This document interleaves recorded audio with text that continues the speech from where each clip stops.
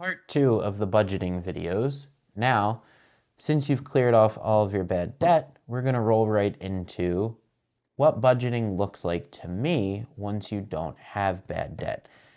I'd like to preface this with saying I do have a car loan right now, but I don't consider it bad debt as it is a 0% interest loan. Every single dollar that I put towards it goes directly to the principal. My money put elsewhere will make me more versus paying that car off early. So I just want to preface that right off the bat.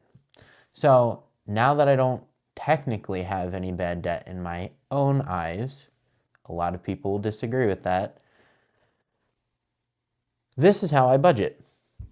Again, I sit down, I look at all of my monthly income, I start listing all of my known expenses: rent, utilities, internet, cell phone, pet insurance, car payment, car insurance, groceries, subscriptions, which is very low, gym membership.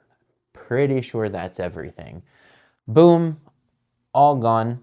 Then the most important thing is I make sure that I pay myself bi-weekly. And what I mean by paying myself is I have a set number in my budget that's under that list of fixed expenses that comes out of my paycheck bi-weekly and goes towards savings, investments, whatever it may be, whatever I want to put it in, whether it's mutual funds, individual stocks, crypto, another rental property, whatever. I make sure that's in my budget every 2 weeks. Pay yourself once your bad debt is gone. It is the most important thing you possibly could do. Set a goal, figure out what that number is bi-weekly, and take it out of your paycheck every single pay and make it a non-negotiable. Then you have a number left over. That's money that I am free to do whatever with, whether it's go out on dates, go out with my friends, take myself somewhere, save for a vacation. I don't put a number in my monthly expenses for a vacation because I'm more tempted to book things every so often once I see that money piling up. Unless there's a place that I really want to go and I set a deadline for myself and then I start saving for it, different story. But normally it's back burner and nothing's put aside every paycheck or every month for a vacation. We just don't do that around these parts yet. I don't believe in that right now. Anyway, yeah, you basically have that number left over, and then every single Friday night, I call it Financial Friday, I sit down and I look at my weekly spending from that previous Saturday morning to the end of that Friday, and I basically sit there and I total everything up. I put a line item under that number in my Excel sheet and I subtract it from that. That's 1 week. Boom. I have another week coming up. Whatever I basically have right there is whatever I can comfortably spend until I get paid again. Now, that doesn't mean necessarily just go out and blow it, because you can. Whatever is left, I just save more or I invest more.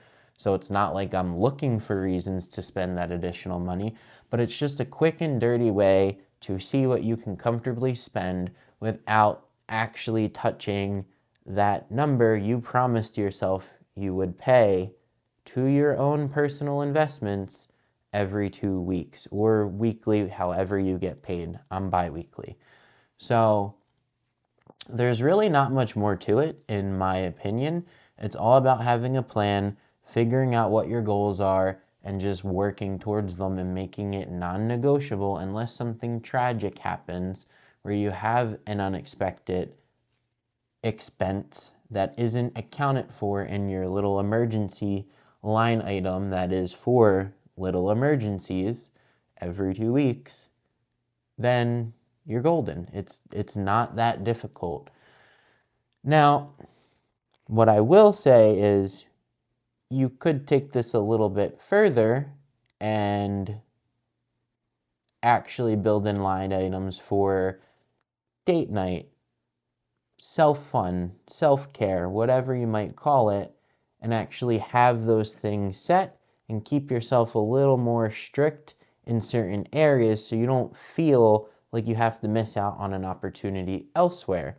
So for example, I just have that lump sum and whatever pops up, I just go and do it. But I'm very conscious of like, okay, here's where I'm at. Can I go out and actually do this with my friends? Or can I take this person on a date? Or can I take myself to this nice restaurant and enjoy a meal? Some people don't like that because it is a lot more vague, but I think it's just easier and I don't really need to, hold myself, I don't want to say accountable, but to any specific category because I have an idea of what that total number is that I can't go over. Other people have FOMO, or fear of missing out, where they want to make sure they can do this thing with their friend and they can do this thing with their significant other and they can do this thing for themselves. If that's you, then set numbers for each of those categories in that, total line items that's basically subtracting from your total monthly income, and track it accordingly. When you sit down for Financial Friday or whatever you're going to do, look at what you've spent and be like, okay, I have $200 for time with friends. I've spent $89 of it. I have 111 left. That was quick math. I think it's 111.